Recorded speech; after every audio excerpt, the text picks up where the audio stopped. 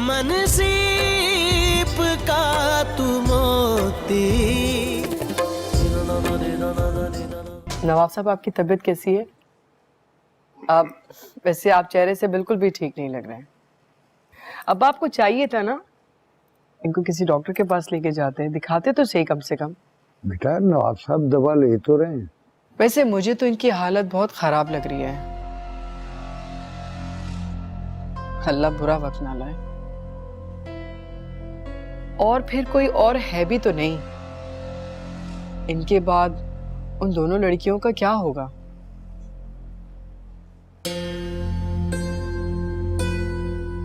तौबा है जी, अल्लाह खैर करे। पता नहीं ये आज क्यों चली आई। हम इससे मिलना भी पसंद नहीं करते। अब हम यहाँ हमारे बारे में और दुर्योधन के बारे में अगर पूछे तो बोल दीजिएगा हम सो रही हैं। जी बीबी। और चाय हमारे कमरे में भिजवा दीजिएगा, हम कमरे में जा रही हैं। भला इन्हें क्या जरूरत थी भाई आने की? मुसीबत। अजीब है ये खातून भी ना। अल्लाह नवाब साहब को लंबी उम्र दे बेटा। आमीन। लेकिन अब्बा, ये कमजोरी, ये बुढ़ापा। अभी हम में इतनी सांसें हैं कि अपनी बच्चियों के लिए बेहतर फैसला कर सकें। नवाब साहब, हमने तो बड़ी मोहब्बत से उसका रिश्ता मांगा था, लेकिन आपने बड़ा जलील करके हमें घर से निकाला। वो हमारी गलती थी, हम खतावार हैं।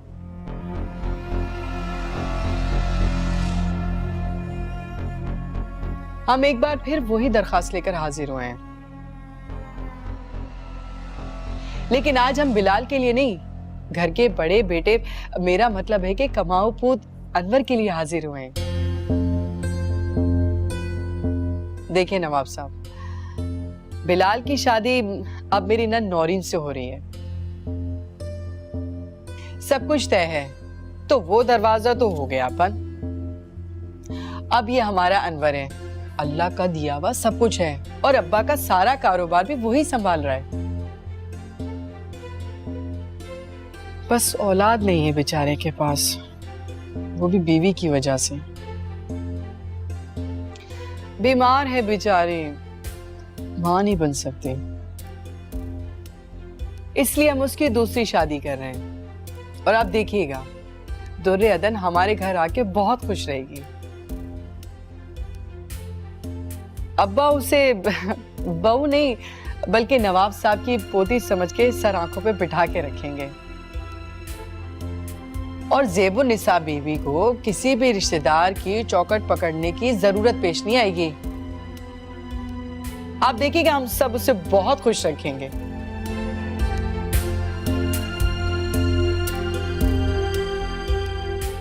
हमें सोचने के लिए कुछ वक्त चाहिए। जी बिल्कुल।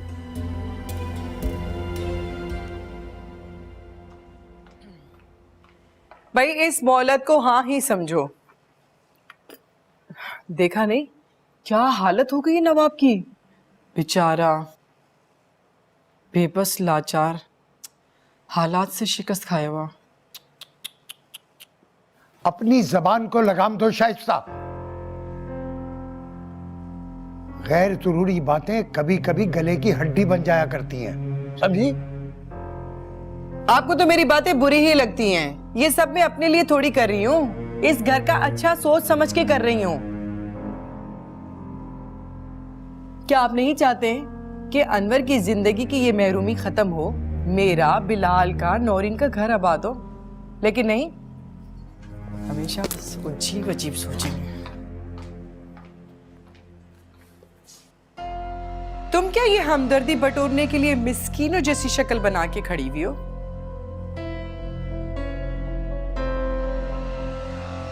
कोई जुल्म नहीं कर रही हूं मैं तुम पर, और इसी घर में तुम रहोगी। मैं तुम्हें कहीं जाने के लिए थोड़ी कह रही हूं। और मेरी एक बात कान खोल के सुनना, अगर बिलाल को कानों कान खबर भी हुई ना, तो तलाक समझो।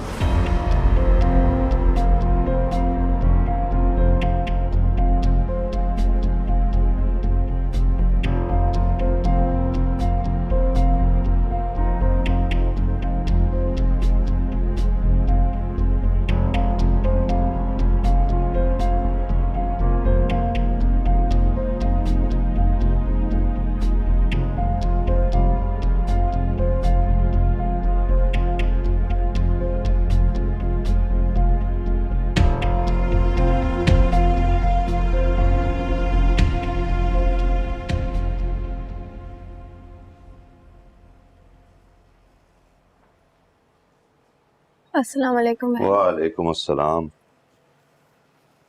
क्या हो रहा है? ये इतनी खामोशी क्यों है? कुछ नहीं भाई, बस टीवी देख रही थी। वो भी आवाज बंद करके? शाइस्ता, शाइस्ता। भाभी अपने मैके गई हैं। कह रही थी कि अनवर के रिश्ते के लिए कहीं जाना है उन्हें, रात तक आ जाएंगी। अनवर के रिश्ते के लिए? कहाँ? पता नहीं, आएंगी तो आप खुद पूछ लेना। भाई आपको लगता है कि ये रिश्ता करना ठीक है? कौन सा रिश्ता? मेरा और बिलाल का। और कौन सा? क्यों, फिर से कोई बात हुई है क्या? नहीं, लेकिन अरे नौरीन, तुम फिक्र क्यों करती हो? तुम्हारा भाई है ना। और मैं तो कहता हूं बिलाल से तुम्हारी शादी का फैसला ही तुम्हारे लिए मुनासिब फैसला है। वैसे भी आजकल लड़कियों के ससुराल में किसी का बस कहां चलता है। ये तो किस्मत से ऐसा हो गया है कि तुम्हारा मुस्तकबिल बिल्कुल महफूज है। कम से कम तुम्हारे साथ ऐसा कुछ नहीं होगा और मैं होने भी नहीं दूंगा। वो लोग तुम्हारी हर खुशी और हर आराम की फिक्र करेंगे और देखना ऐसा ही होगा।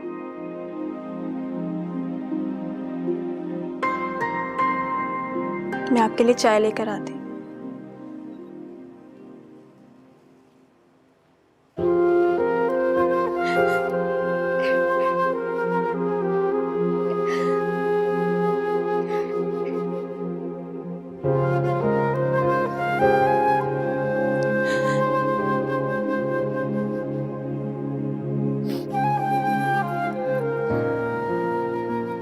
तुम ऐसा ये जुल्म कैसे कर सकते हो अनवर? इसमें जुल्म की ऐसी कोई बात नहीं है। ये मेरी ख्वाहिश है, मेरा हक भी है। मैं ऐसे बेनाम नहीं बनना चाहता।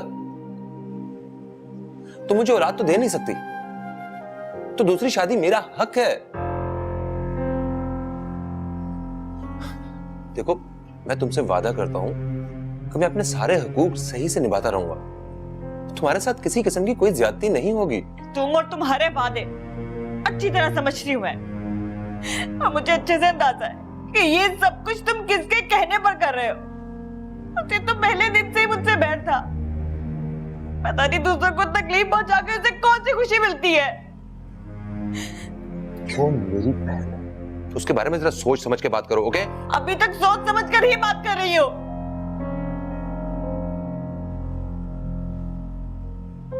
देखो जबीन, उसने इस घर की और मेरी भलाई के लिए ये फैसला किया है, और सबसे बढ़ के ये कि उसने एक बेसहारा लड़की पे तरस खाया है। अगर हम सब घर वाले एक नेक काम करने जा रहे हैं तो उस काम में रुकावट बनने की कोशिश मत करो। कुछ तो शर्म करो अनवर। मेरा नहीं तो अपने भाई बिलाल का ही सोचो। वो मोहब्बत है उसकी। तुम्हारी ये खुदगर्जी उसमें किस तरह पहाड़ बन के टूटेगी, कभी सोचा है तुमने? कि उसकी मोहब्बत का मजाक बनाना चाहते हो? ठीक, फिक्र मत करो, मैं तुम्हारे रास्ते में रुकावट नहीं बनूंगी। जा रही हूं मैं। कहां जा रही हो तुम? क्या बेवकूफी है ये? तुम इस तरह घर छोड़ के नहीं जा सकती। एक फैसला तुमने किया ना, अब एक फैसला मेरा भी है। मुझ में तुम्हारी बहन की हिकारत भरी नजरों का सामना करने की हिम्मत नहीं है, और ना ही मैं किसी फालतू पुर्जे की तरह इस घर के कोने में पड़ी रहकर अपनी जिंदगी गुजारना चाहती हूँ।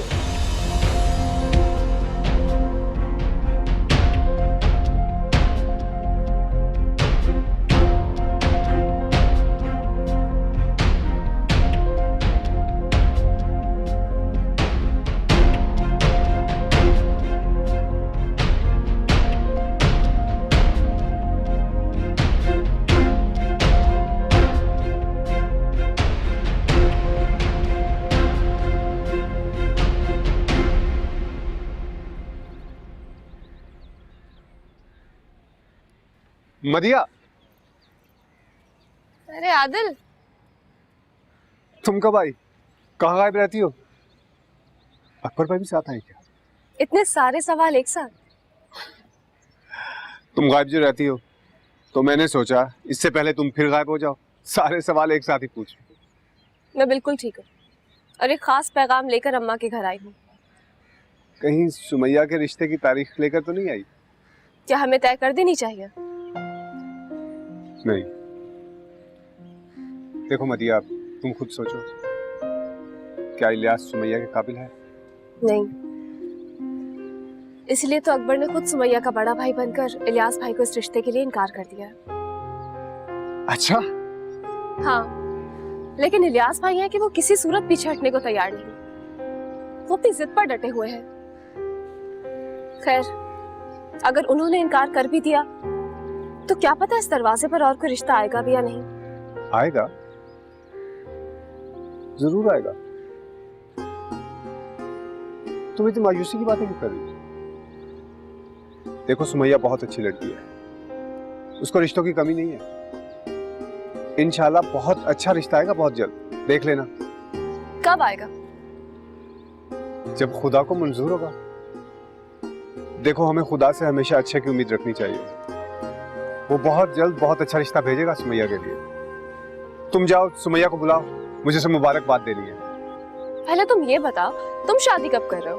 अरे इसमें मेरी शादी कहाँ से आ गई? और मुझे वैसे भी अभी और पढ़ना है, दुनिया की तरक्की और कामयाबियों में हिस्सा डालना है। फिर तो तुम बीवी भी पढ़ी लिखी चाहोगे। हाँ, ख्वाहिश तो यही है, बाकी जो अल्लाह को मंजूर हुआ।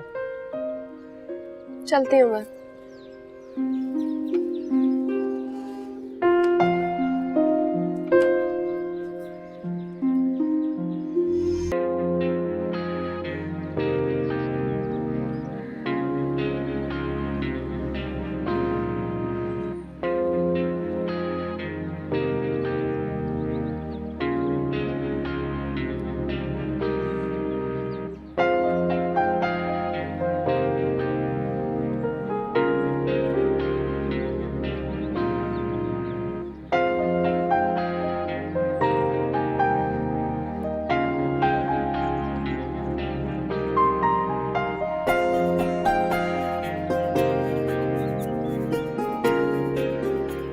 वापस आ जाइए, कहीं इतने गहरे ख्यालों में खोई ना जाइएगा। चलिए चले।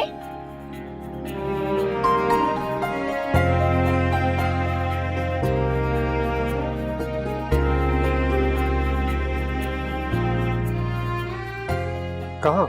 सुमैया की अम्मा की तरफ, उन्हें समझाने के लिए। हाँ मैंने उससे बात की थी, लेकिन उसने बताया ही नहीं कि वो किससे मोहब्बत करती है। क्या आपकी बात हुई उससे? बहुत बुरी है वो। चले खैर चलते हैं, कहीं देरी ना हो जाए।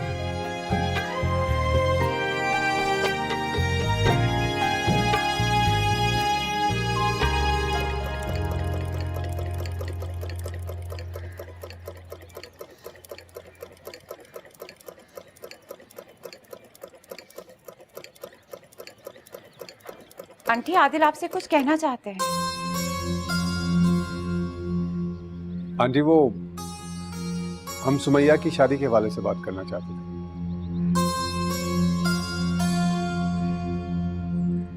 आंटी इलियास किसी हवाले से भी सुमैया के काबिल नहीं है।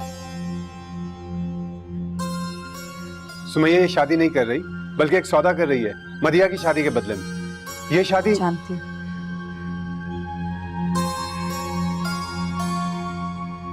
आप जानती हैं तो फिर कुछ करती क्यों नहीं?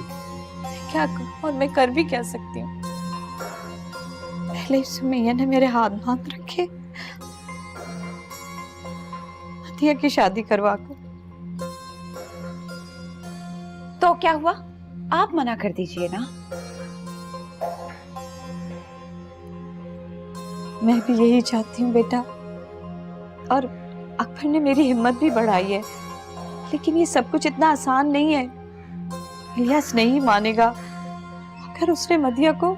लेकिन मदिया तो कह रही थी कि अकबर भाई बहुत अच्छे इंसान है और उसे बहुत प्यार करते हैं, और उन्होंने इलियास को भी मना किया था इस शादी से। हाँ बेटा, वो कैसे इसको? मैं करूंगा इलियास से बात। कब आ रहा है वो?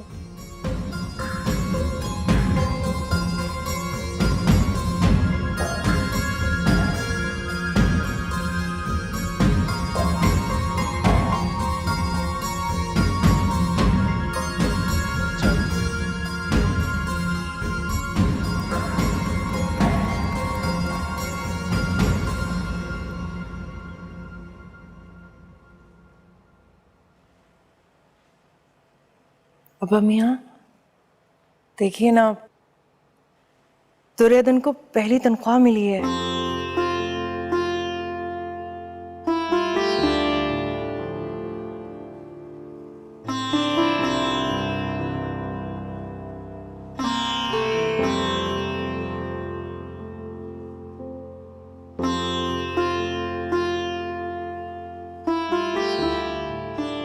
हम न सिर्फ हर माह ये तनख्वाह लेकर आएंगे, बल्कि इस इलाके में तालीम के जरिए आपका नाम भी रोशन करेंगे। हम बनेंगे आपका बेटा। आप बस जल्दी से ठीक हो जाए।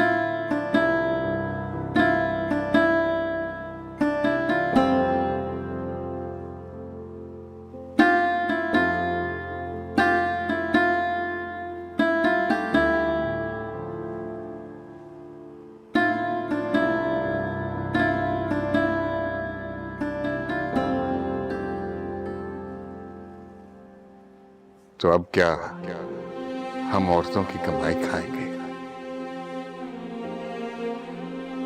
हम न सिर्फ हर माह ये तनख्वाह लेकर आएंगे, बल्कि इस इलाके में तालीम के जरिए आपका नाम भी रोशन करेंगे। हम बनेंगे आपका बेटा। आप बस जल्दी से ठीक हो जाए।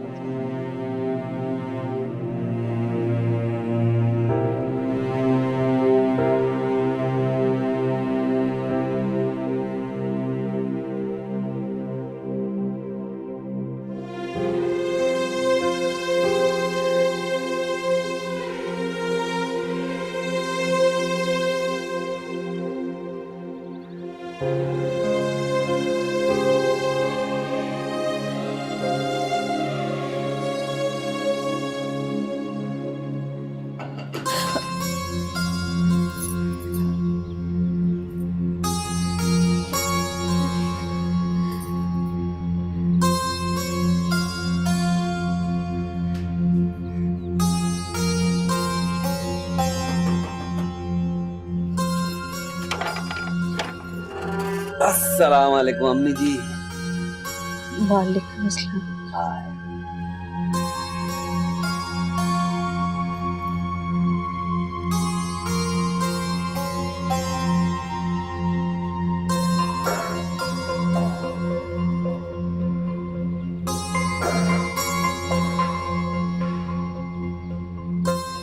कैसी हैं आप? वादा तो याद है ना अपना? बात सुनो, मैं बहुत होशियार आदमी हूं, मेरे साथ कोई होशियारी मत करना, वरना नुकसान की जिम्मेदार आप खुद होंगी। हैं? अस्सलाम वालेकुम आंटी। वालेकुम अस्सलाम बेटा। सॉरी, लेट हो गया। मेहमानों के इंतजाम की खातिर देर हो गई। बैठे ना। बैठो तुम, मैं ठीक हूँ। जी भाई, तो आप कुछ कह रहे थे? हाँ, क्या इरादे अम्मा जी? देखो इलियास, देखो आप आंखें खोलकर और दिमाग पर जोर डालकर। सुमैया मेरी है, जुबान दे चुकी हैं आप, मुकरने नहीं दूंगा मैं। सुमैया की शादी मुझसे होगी, अब चाहे कोई कुछ भी कर ले।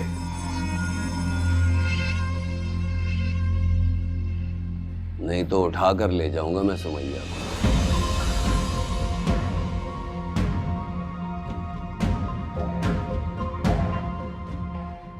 ये शादी नहीं हो सकती।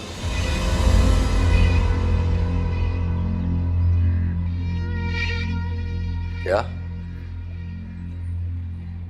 मैंने कहा ये शादी नहीं होगी।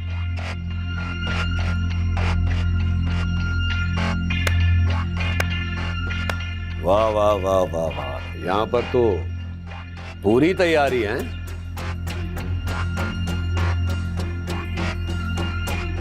तुम लोग तो बड़े चालाक हो। मैं तो ऐसे ही तुम लोगों के साथ हमदर्दियां कर रहा था। उधर मेरे घर में तुम्हारी बेटी मदिया ने अकबर को पट्टियां पढ़ाई हुई हैं और यहां पर यह तमाशा। वाह। और तुम लोगों को लगता है कि मैं ऐसे ही चुप कर जाऊंगा? तुम लोग मुकर जाओगे और मैं कुछ नहीं करूंगा, हैं?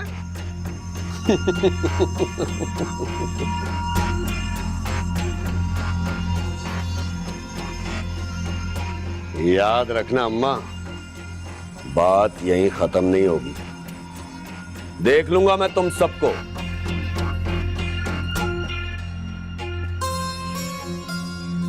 मेरे रास्ते में आने की गलती कोई मत करे। सुमैया मेरी थी और मेरी ही रहेगी। समझा देना मेरे रिश्तेदारों को अच्छी तरह, हैं? अस्सलाम वालेकुम अम्मा।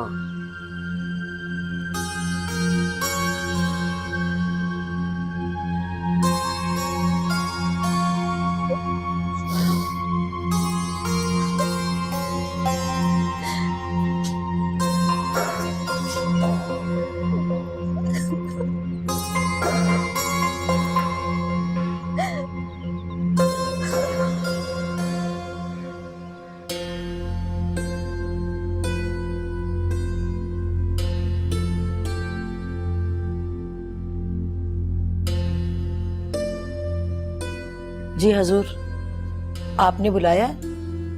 हाँ, जरूरी काम के लिए बुलाया। घर में चाय पानी का क्या इंतजाम है?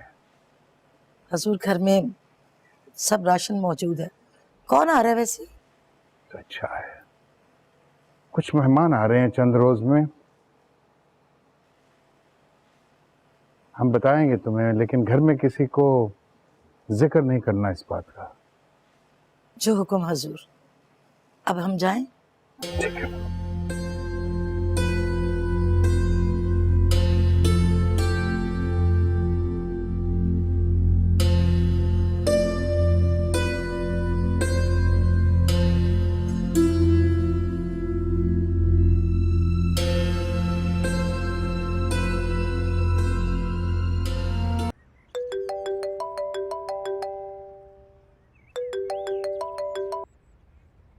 हेलो। हेलो बिलाल, कैसे हो? मैं ठीक हूँ, तुम कैसी हो? मैं भी ठीक हूँ। तुम आए नहीं अब तक वापस? अभी कुछ दिन ही तो है मुझे यहाँ आए हुए। तो क्या अभी तक तुम उस दुर्योधन की यादों से भाग रहे हो? जब जानती हो तो पूछ क्यों रही है? पूछना तो बनता है। अब ऐसा भी क्या है उसकी यादों में? बहुत कुछ। जैसा कि? जैसे इसकी मासूम मुस्कुराहट, बोलती आंखें, और इनमें वो सुकून, इसकी आवाज में वो अपनाइयत, उसके साथ में वो पाकीज़गी, वो सादगी, सच्चाई, उसकी हर अदा नौरी, हर बात। क्या क्या बताऊं तुम्हें? तो इन सब बातों में ये बात भी याद है ना कि आपकी शादी उससे नहीं मुझसे होने वाली है। नौरीन, हमारे बीच में ये पहले ही तय हो चुका था कि हम अदन के बारे में अब कोई बात नहीं करेंगे। अगर तुम मुझसे अदन के बारे में सवाल पूछोगी तो मेरे जवाब तुम्हें सिर्फ तकलीफ ही पहुंचाएंगे और कुछ नहीं।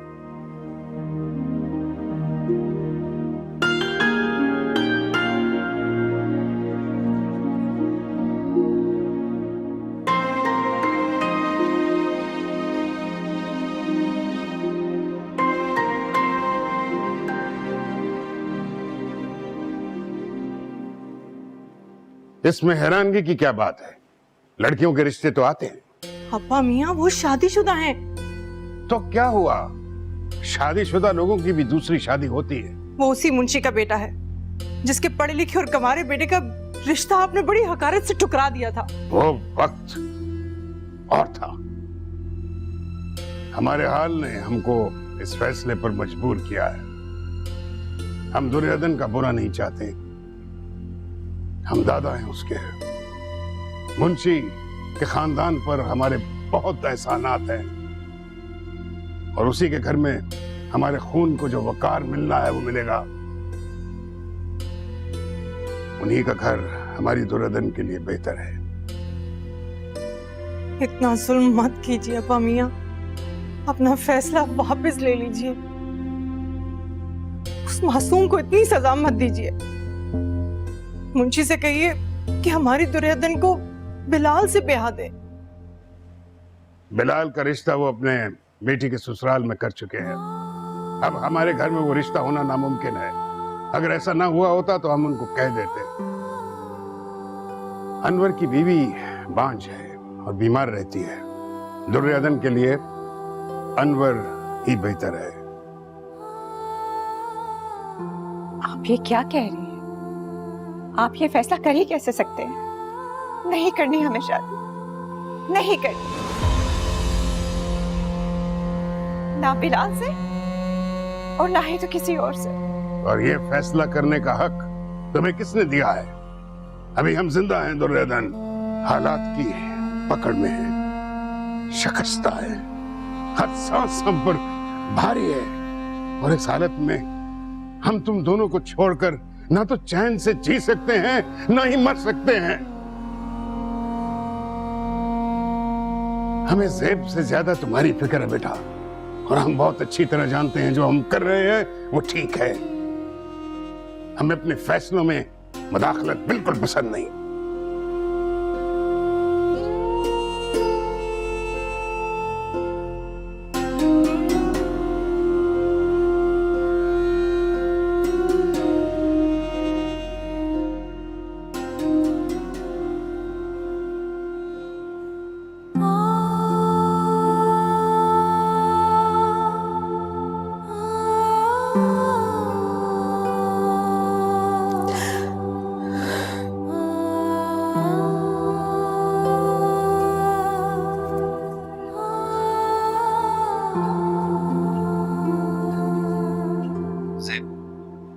इस वक्त खैरियत?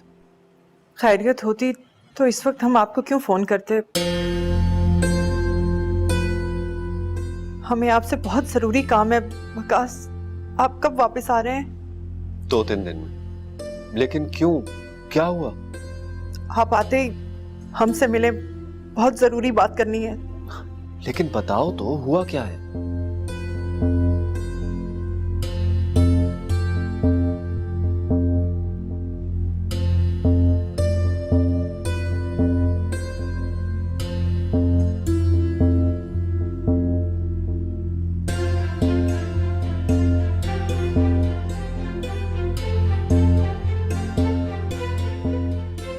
तुमने फाखरा आपा को बताया?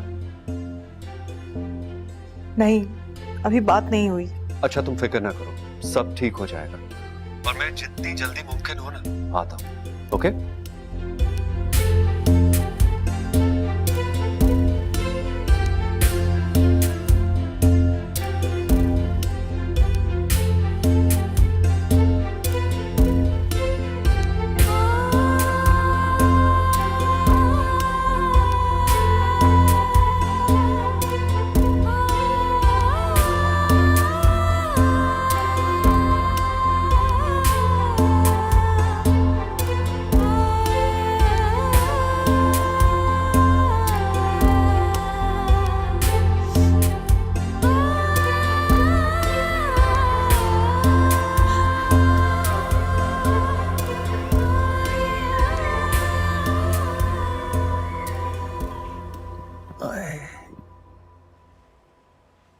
बैठो शाइस्ता।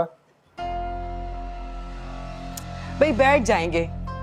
मैंने आने से पहले उन्हें इत्तला भी दी थी कि हम लोग निस्बत तय करने आ रहे हैं। किस तरह के अजीब लोग हैं, कोई हमारा इस्तकबाल करने के लिए नहीं आया। शाइस्ता खामोशी से बैठ जाओ। क्यों बैठ जाऊं? भाई रस्म रिवाज भी तो देखने पड़ते हैं ना, और इनसे ज्यादा रस्म रिवाज कौन जानता होगा। और वैसे भी ना हम लोग लड़के वाले हैं, हमारा इस्तकबाल तो बड़ी शान और शौकत से होना चाहिए था।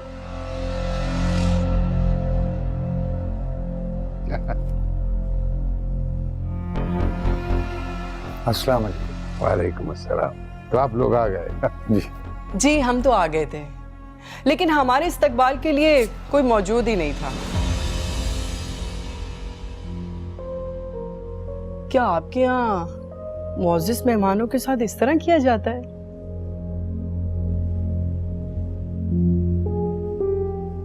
मैं नवाबजादी साहिबा को बुला के लाती हूँ।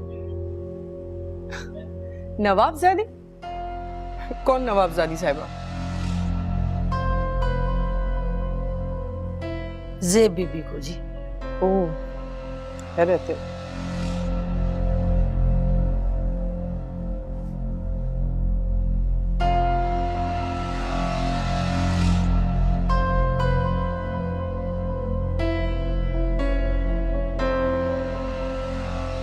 अरे भाई ले आइए प्लीज, वैसे ही पहले ही बहुत लेट हो चुके हैं।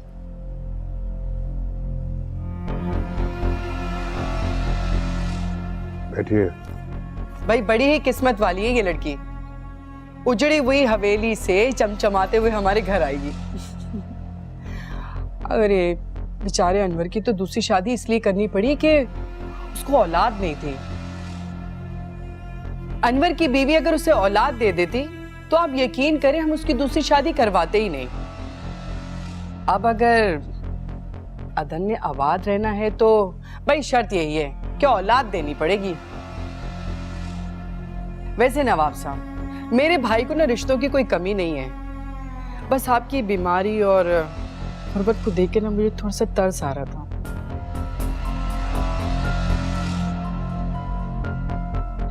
लेकिन आप मेरी इस मेहरबानी को याद रखिएगा। हाँ एक मिनट में, ये देखें कितनी प्यारी अंगूठी मैंने बनवाई है, गोल्ड की है, कितने अच्छे स्टोन्स हैं इसमें। काफी महंगी है। लाओ अपना हाथ दो।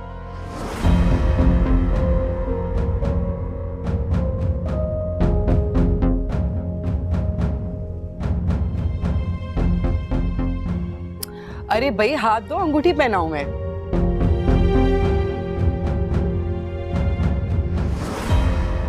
हमें ये रिश्ता कबूल नहीं।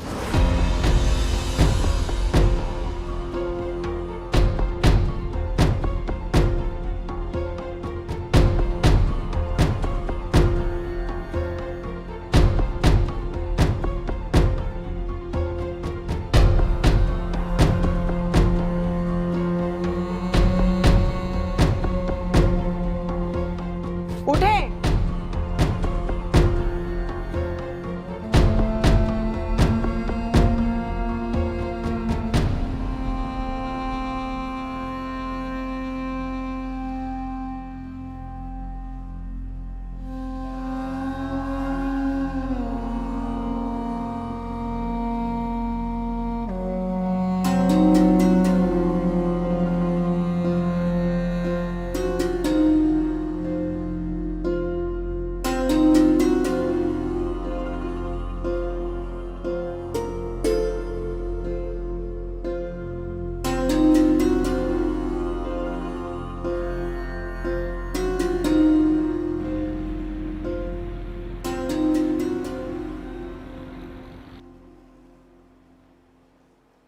दादा जान,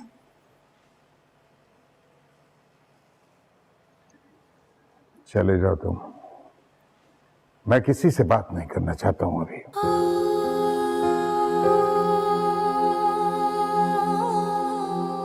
दादा जान, मैं आपका सर झुकता हुआ नहीं देख सकती।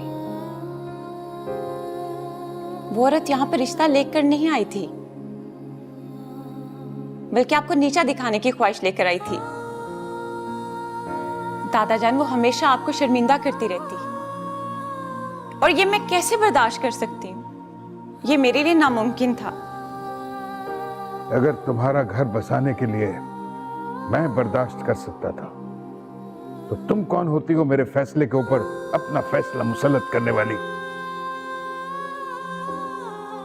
मैं अपनी जिंदगी से और तुम दोनों के मुस्तकबिल से मायूस हूं और तुमने मेरी मायूसी को और बढ़ाया है।